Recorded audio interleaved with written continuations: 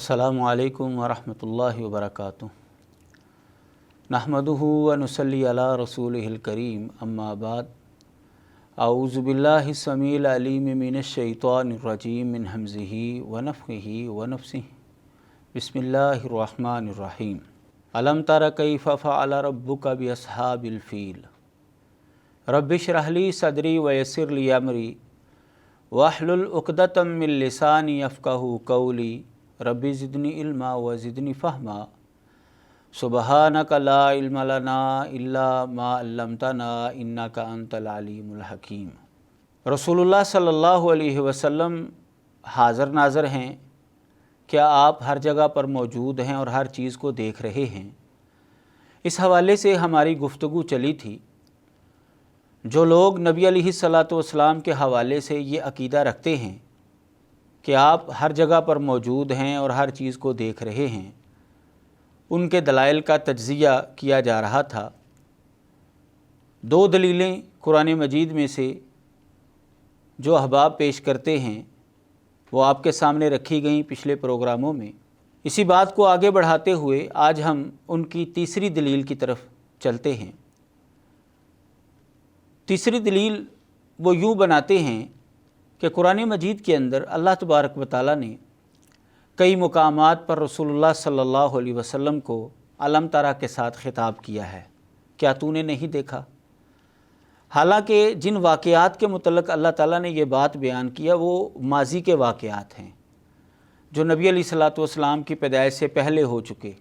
तो इसका मतलब ये है कि नबी अलैहिस्सलातु वस्सलाम उस वक़्त मौजूद थे, उन इलाक़ों के अंदर आप गए थे और उन वाक़यात को आपने अपनी आँखों से देखा था। इसीलिए तो अल्लाह तबारक व तआला ने कुरान मजीद के अंदर कई मुकामात पर अलम तरा के साथ आपको खिताब किया, क्या तूने नहीं देखा, यानी यकीनन तूने देखा है। ये इस्तिदलाल है हमारे अहबाब का। हम इसके तज्ज़िये की तरफ जाते हैं कि क्या ये इस्तिदलाल वाकई दुरुस्त है और इसके नतीजे में नबी अलैहिस्सलातु वस्सलाम का हाज़र नाज़र होना जो है वो वाकई साबित होता है या नहीं साबित होता। तो हम कुरान मजीद की तरफ चलते हैं। तो कुरान मजीद को जब हम देखते हैं तो हमें ये बात मालूम होती है कि अगर अलम तारा के ख़िताब के साथ हाज़र नाज़र होना साबित हो जाए तो फिर नबी अलैहिस्सलातु वस्सलाम ही क्या, फिर तो सारी दुनिया मुसलमान हों या काफ़र हों, सारे के सारे फिर हाज़र नाज़र हैं। हम इस दलील के तज्ज़िये की तरफ चलते हैं, क्या वाकई ये इस्तिदलाल इनका दुरुस्त है या इसके नतीजे में कोई ख़राबी लाज़म आती है। तो जब हम कुरान मजीद को देखते हैं तो हमें ये बात मालूम होती है कि अगर हम ये इस्तिदलाल दुरुस्त मान लें तो कुरान मजीद के अंदर तज़ाद लाज़म आता है और कुरान मजीद के अंदर तज़ाद तो हो नहीं सकता। मिसाल के तौर पर अल्लाह तबारक व तआला ने इब्राहीम अलैहिस्सलातु वस्सलाम की ज़िंदगी का एक किस्सा बयान किया और वहाँ पर नबी अलैहिस्सलातु वस्सलाम को अलम तरा के साथ खिताब किया। फरमाया अलम तरा इलल्लज़ी हाज्जा इब्राहीम फ़ी रब्बिही अन आताहुल्लाहुल मुल्क। क्या तूने नहीं देखा उस आदमी को जिसने इब्राहीम से झगड़ा किया था उसके रब के बारे में कि अल्लाह ताला ने उस बंदे को बादशाहत अता की।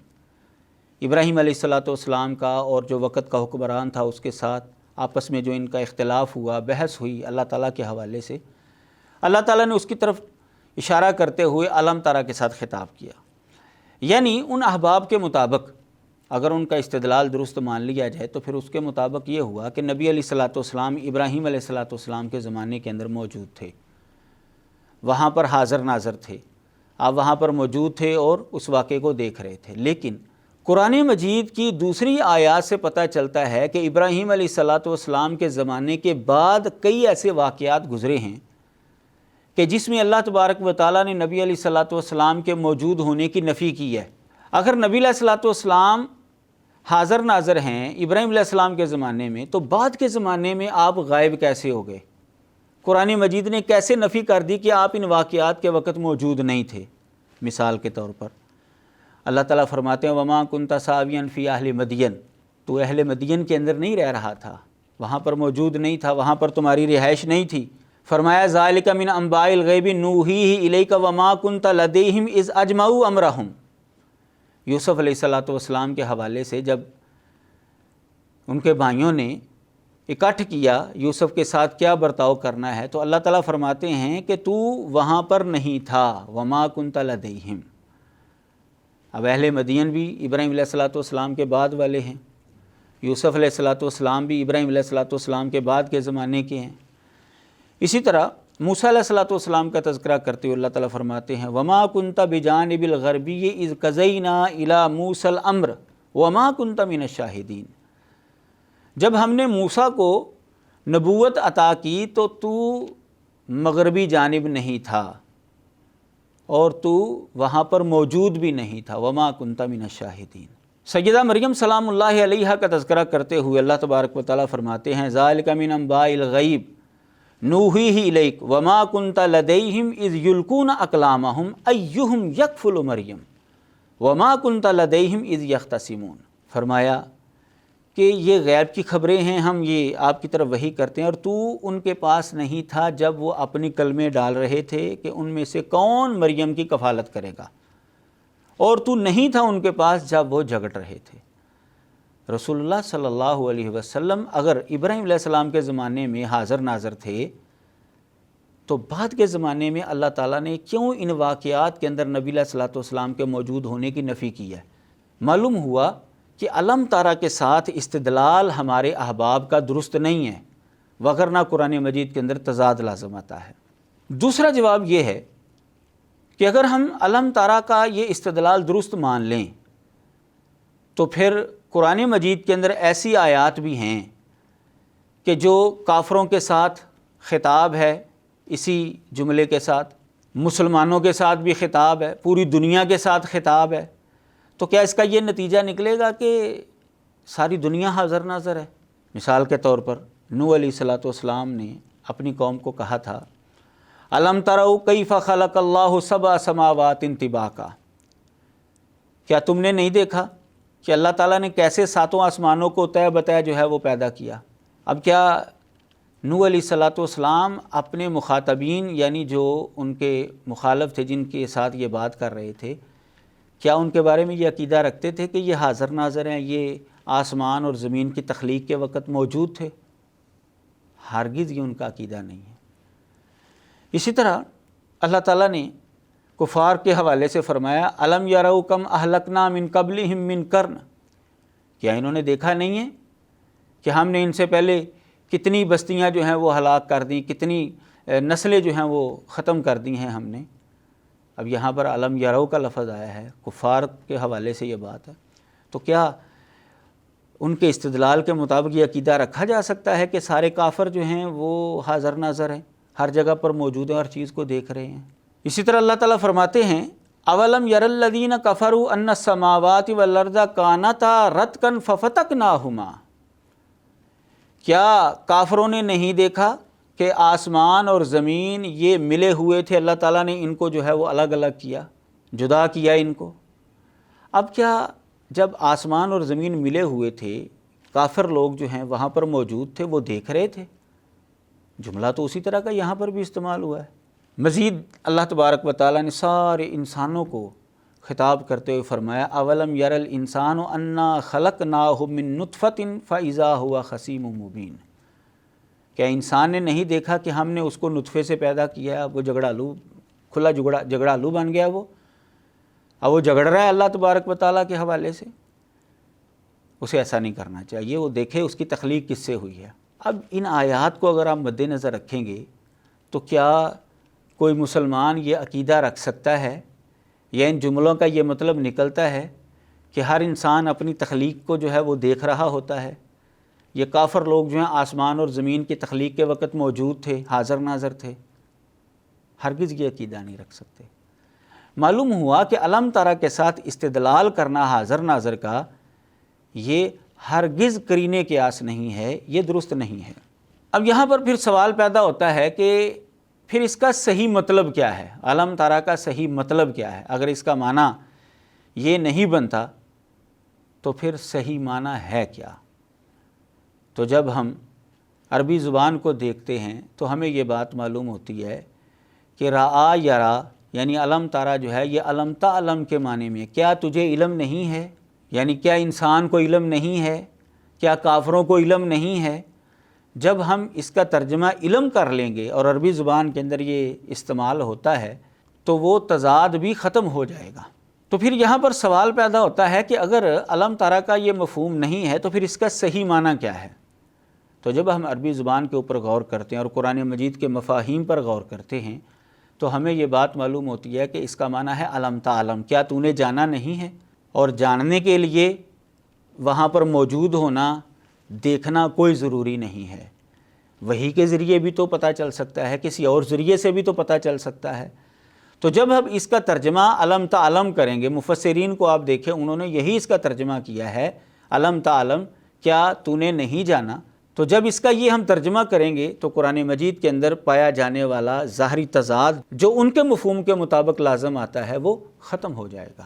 چوتھی دلیل جو ان کی جانب سے پیش کی جاتی ہے سورہ توبہ کی، اللہ تبارک و تعالیٰ فرماتے ہیں قرآن مجید کے اندر، یعتذرون الیکم اذا رجعتم الیہم قل لا تعتذروا لن نؤمن لکم قد نبأنا اللہ من اخبارکم وَسَيَرَ اللَّهُ عَمَلَكُمْ وَرَسُولُهُ ثُمَّ تُرَدُّونَ إِلَىٰ عَالِمِ الْغَيْبِ وَالشَّهَادَةِ فَيُنَبِّئُكُم بِمَا كُنتُمْ تَعْمَلُونَ۔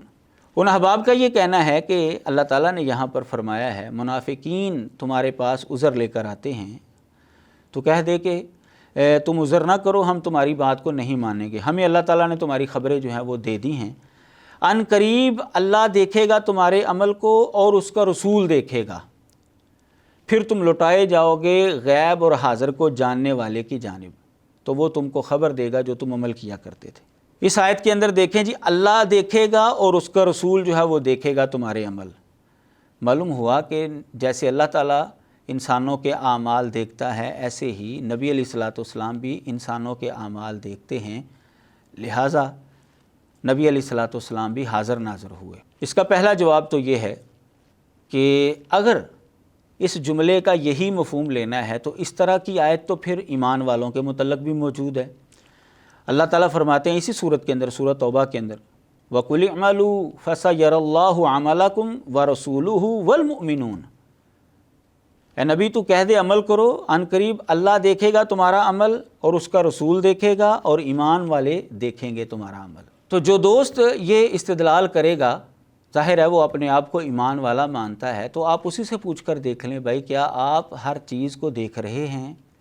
آپ حاضر ناظر ہیں؟ کیونکہ جیسی آیت آپ نے پیش کی ہے اسی طرح کی آیت تو ایمان والوں کے متعلق بھی موجود ہے، تو لا محالہ جو ہے وہ اس کا انکار کرے گا۔ ظاہر ہے کہ اس کو تو دیوار کے پیچھے کا نہیں پتہ، آپ اس سے پوچھے دوسرے کمرے میں کیا ہو رہا ہے تو وہ نہیں بتا پائے گا، تو وہ کبھی یہ دعوی نہیں کرے گا۔ معلوم ہوا کہ اس آیت کا یہ مفہوم ہرگز نہیں ہے۔ اگر یہ مفہوم لیا جائے تو پھر جیسے نبی علیہ السلام کا حاضر ناظر ہونا ثابت ہوتا ہے، اسی طرح ہر ایمان والے کا بھی حاضر ناظر ہونا ثابت ہوتا ہے۔ دوسرا جواب اس کا یہ ہے کہ اگر یہ مفہوم تسلیم کر لیا جائے تو پھر قرآن مجید کے اندر تضاد لازم آتا ہے، جیسا کہ کئی دلائل جو ہے آپ نے پچھلے پروگراموں کے اندر جو ہے وہ سماعت فرما لیے، قرآن مجید کے حوالے سے بھی، احادیث مبارکہ کے حوالے سے بھی، کہ نبی علیہ الصلوۃ والسلام حاضر ناظر نہیں ہیں، نہ تو ہر جگہ پر موجود ہے اور نہ ہی ہر چیز کو دیکھ رہے ہیں۔ تو اگر یہ مفہوم لے لیا جائے تو پھر ان دلائل کے اندر اور اس استدلال کے اندر جو ہے وہ تضاد لازم آتا ہے، اور قرآن مجید کے اندر تضاد ہو نہیں سکتا۔ لا محالہ اس کا مفہوم یہ درست نہیں ہے۔ تیسرا جواب، یعنی جو اس کا صحیح مطلب ہے، وہ آپ قرآن مجید کے ان جملوں کے اوپر غور کریں۔ اللہ دیکھے گا تمہارا عمل، دونوں جگہ پر اللہ دیکھے گا تمہارا عمل، پھر اس کے بعد رسول کا تذکرہ ہے، اور پھر دوسری آیت کے اندر ایمان والوں کا تذکرہ ہے۔ یعنی جو حقیقی دیکھنا ہے وہ تو اللہ تبارک و تعالیٰ کا ہی ہے۔ نبی علیہ الصلوۃ والسلام کا اور ایمان والوں کا دیکھنا، اس کا مطلب یہ ہے کہ جو ان کے سامنے چیز آئے گی۔ یہ بالکل اسی طرح کا محاورہ ہے جیسے ہمارے ہاں آپ کسی کے ساتھ اختلاف کریں، آپ کسی نے کوئی غلطی کی ہے تو وہ آپ سے معافی مانگنے کے لیے آئے، تو آپ اس کو یہ کہیں ٹھیک ہے ہم دیکھ لیں گے اب تم کیا کرتے ہو، اب تو ہم تمہیں معاف کرتے ہیں لیکن اب ہم دیکھیں گے کہ تو کیا حرکت کرتا ہے۔ تو کیا اس کا یہ مطلب ہوتا ہے کہ وہ ہر جگہ پر موجود ہوتا ہے کہنے والا؟ مطلب یہ ہے کہ جو چیز اس کے سامنے آئے گی وہ دیکھ کر فیصلہ کرے گا کہ یہ اپنی معافی نامے کے اندر جو ہے سچ بول رہا تھا یا کذب بیانی سے کام لے رہا ہے۔ تو اسی لیے تو اللہ تبارک و تعالیٰ نے یہاں پر فرمایا ہے کہ پھر تم لوٹائے جاؤ گے غیب اور حاضر کو جاننے والے کی طرف، یعنی اللہ تعالیٰ کی طرف۔ مطلب کیا ہوا کہ جو چیز اللہ کے رسول سے رہ جائے گی، ایمان والوں سے رہ جائے گی، اللہ تبارک و تعالیٰ تمہیں وہ خبر دے گا کہ تم نے یہ کرتوت کیے ہیں۔ مزید آپ اس پر غور کریں کہ یہ منافقین کی بات ہو رہی ہے۔ منافق آ کر جو ہے وہ آپ سے عذر پیش کرتے ہیں، بہانے تراشتے ہیں۔ تو اگر نبی علیہ الصلوۃ والسلام ہر جگہ پر موجود ہیں، ہر چیز کو دیکھ رہے ہیں، آپ حاضر ناظر ہیں، تو پھر آپ کو تو پہلے سے پتہ تھا کہ یہ جھوٹے بہانے تراش رہے ہیں، تو نبی علیہ الصلوۃ والسلام نے اجازت کیوں دی؟ کیوں ان کے بہانے جو ہیں وہ قبول کیے؟ اور پھر اللہ تعالیٰ نے یہ کیوں فرمایا قرآن کے اندر عفا اللہ عنک لما اذنت لہم؟ اللہ نے آپ کو معاف کر دیا، آپ نے ان کو اجازت کیوں دی؟ اگر آپ حاضر ناظر تھے آپ کو تو پتہ ہوتا کہ یہ جھوٹ بول رہے ہیں میرے ساتھ۔ نبی علیہ الصلوۃ والسلام کو تو اس وقت پتہ چلا کہ یہ جھوٹے بہانے تراش رہے ہیں جب اللہ تعالیٰ نے قرآن مجید کے اندر یہ آیت نازل کی عفا اللہ عنک لما اذنت لہم۔ معلوم ہوا کہ جو مفہوم ہمارے احباب پیش کر رہے ہیں اس آیت کا ہرگز وہ نہیں بن سکتا۔ پانچویں دلیل جو ان احباب کی جانب سے پیش کی جاتی ہے قرآن مجید کی آیت وما ارسلناک الا رحمۃ للعالمین، کہ نبی علیہ الصلوۃ والسلام کو اللہ تعالیٰ نے رحمت للعالمین قرار دیا ہے، اور ہم نے نہیں بھیجا آپ کو مگر تمام جہانوں کے لیے رحمت بنا کر۔ اور قرآن مجید کے اندر ہی اللہ فرماتے ہیں ان رحمت اللہ قریب من المحسنین، کہ اللہ کی رحمت محسنوں کے قریب ہے۔ اور تیسرے مقام پر فرمایا ورحمتی وسعت کل شیء، اور میری رحمت نے ہر چیز کو اپنے احاطے میں لے لیا ہے، گھیر لیا ہے۔ تو نبی رحمت ہے اور رحمت محسنوں کے قریب ہے، اور اللہ کی رحمت جو ہے اس نے ہر چیز کو گھیر لیا۔ اس کا مطلب یہ ہوا کہ نبی علیہ الصلوۃ والسلام ہر جگہ پر موجود ہیں۔ پہلا جواب تو یہ ہے اس کا کہ اگر اس آیت کا یہ مفہوم ہوتا تو قرآن مجید کے اندر تضاد لازم آئے گا، پھر کیونکہ قرآن مجید کے اندر کئی آیات ہیں جس میں نبی علیہ الصلوۃ والسلام کے حاضر ناظر ہونے کی نفی کی گئی ہے۔ تو اگر وہ مفہوم لے لیا جائے قرآن کے اندر تضاد لازم آتا ہے، اور قرآن کے اندر تضاد ہو نہیں سکتا، لا محالہ یہ مفہوم درست نہیں ہے۔ دوسرا جواب اس کا یہ ہے کہ رحمت جو ہے وہ تو اللہ تعالیٰ نے قرآن مجید کے اندر کئی چیزوں کو قرار دیا ہے۔ مثال کے طور پر بارش کو اللہ تعالیٰ نے رحمت قرار دیا ہے، بشرم بین یدی رحمتی، یہاں پر اللہ تعالیٰ نے بارش کو رحمت قرار دیا ہے۔ ایک اور مقام پر جو اللہ تعالیٰ تنگی اور تکلیف کے بعد جو انسان کو سکون ملتا ہے اس کو رحمت قرار دیا ہے، فرمایا ثم اذا اذاقہم منہ رحمہ، خامد اور بیوی کے درمیان جو محبت اور الفت ہوتی ہے اللہ تعالیٰ نے اس کو رحمت قرار دیا ہے۔ وجعل بینکم مودۃ ورحمہ، حضرت خضر علیہ الصلوۃ والسلام کو اللہ تعالیٰ نے جو معجزات دیے تھے ان کو اللہ تعالیٰ نے رحمت قرار دیا ہے۔ وآتیناہ رحمۃ من عندنا، اللہ تعالیٰ کی جو نوازشیں ہوتی ہیں انسانوں کے اوپر، وَيَرْجُونَ رَحْمَتَهُ وَيَخَافُونَ عَذَابَهُ، اس کو بھی اللہ تعالیٰ نے اپنی نوازشوں کو بھی رحمت قرار دیا۔ تو اب یہ رحمت صرف ایک ہی تو نہیں، رحمتیں تو اللہ تعالیٰ کی بے شمار ہیں۔ کیا وہ ساری رحمتیں حاضر ناظر ہیں، ہر جگہ پر موجود ہوتی ہیں، ہر چیز کو دیکھ رہی ہوتی ہیں؟ معلوم ہوا کہ ان آیات کا یہ مفہوم ہرگز نہیں ہے۔ تیسرا جواب یہ ہے کہ اگر نبی علیہ الصلوۃ والسلام جو ہیں وہ ہر محسن کے قریب ہیں، ہر نیکی کرنے والے کے قریب ہیں، تو پھر بعض مسلمان اور بعض نیکی کرنے والوں کے اوپر اللہ تبارک و تعالیٰ کی طرف سے پکڑ کیوں آتی ہے؟ ان کے اوپر جو ہے عذاب کیوں آتا ہے؟ جہاں پر اللہ کی رحمت ہو وہاں پر اللہ کا عذاب کیوں آئے گا؟ ان دونوں کا اجتماع تو جو ہے وہ تو اجتماع ضدین ہے۔ جب نبی علیہ الصلوۃ والسلام موجود ہوں تو اللہ تعالیٰ فرماتے ہیں کہ میں عذاب نہیں دوں گا، نبی علیہ الصلوۃ والسلام موجود ہوں تو اللہ تعالیٰ کا حکم ہے کہ نبی علیہ السلام ہی نماز پڑھائیں گے۔ اب یہ لوگ اپنے آپ کو محسن نیکی کرنے والا سمجھتے ہیں، تو ان کی مسجد میں نبی علیہ الصلوۃ والسلام امامت کیوں نہیں کرواتے؟ یہ خود کیوں کرواتے ہیں؟ قرآن مجید تو کہتا ہے کہ جب تو ان کے اندر ہو تو امامت کروائے گا۔ معلوم ہوا کہ اس آیت کا یہ مطلب ہرگز نہیں بن سکتا۔ چوتھا جواب، بالفرض اگر ہم یہ مفہوم تسلیم کر بھی لیں تو یہاں پر ہے کہ اللہ کی رحمت محسنین کے قریب ہے، اور محسن یہ ایمان والوں کے اندر بھی ایک اعلیٰ رتبہ ہوتا ہے، انت عبد اللہ کا انا کا تراہ ہو۔ معلوم ہوا کہ خاص ایمان والوں کے قریب ہیں، ہر ایمان والے کے قریب بھی نہیں ہیں، اور جو غیر مسلم ہیں، کافر ہیں، ان کے قریب بھی نہیں ہیں۔ تو یہ مفہوم ان کے دعوے کے خلاف بنتا ہے۔ مزید جو ورحمتی وسعت کل شیء، اگر یہ نبی علیہ الصلوۃ والسلام کے حوالے سے اس کو لینا ہے تو قرآن مجید کے اندر تو نبی علیہ الصلوۃ والسلام کو ایسی جگہوں پہ جانے سے منع کیا گیا ہے جہاں پر اللہ کی آیات کا مذاق اڑایا جا رہا ہے۔ تو اگر اس آیت کا یہ مطلب ہے کہ نبی علیہ الصلوۃ والسلام ہر جگہ پر موجود ہے، تو اس کا مطلب یہ ہوا کہ آپ وہاں پر بھی موجود ہیں، اور قرآن تو کہہ رہا ہے کہ آپ وہاں پر نہیں بیٹھ سکتے، آپ وہاں پر نہیں جا سکتے۔ اگر آپ بیٹھے ہوئے ہیں تو پتہ چل گیا آپ کو کہ اللہ کی آیات کا مذاق اڑایا جائے تو آپ اٹھ کر آ جائیں۔ اس کا مطلب یہ ہوا کہ اگر اس آیت کا یہ مفہوم لے لیا جائے کہ یہ نبی علیہ السلام کے حوالے سے ہے، تو پھر قرآن مجید کے اندر جو ہے تضاد لازم آتا ہے۔ لا محالہ ہمیں قرآن مجید کی آیات کا وہ مفہوم لینا پڑے گا جو دوسری نصوص کے، دوسری آیات کے خلاف نہیں ہوگا، اور وہ یہی ہے کہ نبی علیہ الصلوۃ والسلام کے حوالے سے یہ باتیں نہیں ہیں، یہ اللہ تبارک و تعالیٰ کی رحمت کے حوالے سے ہیں۔ اللہ کی رحمت، اللہ کی نوازشیں، اس نے ہر چیز کو جو ہے وہ گھیرا ہوا ہے۔